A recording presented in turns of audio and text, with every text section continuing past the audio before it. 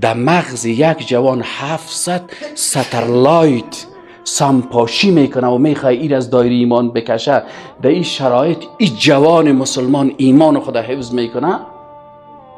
رسول الله صلی الله علیه و سلم گفت 50 نفر اجرش میگیره. صحابه پرسان کردن که ای رسول الله صلی الله علیه و سلم، اجر 50 رجل منا او منهم، آیا اینا اجر 50 نفر از ما را میگیرن؟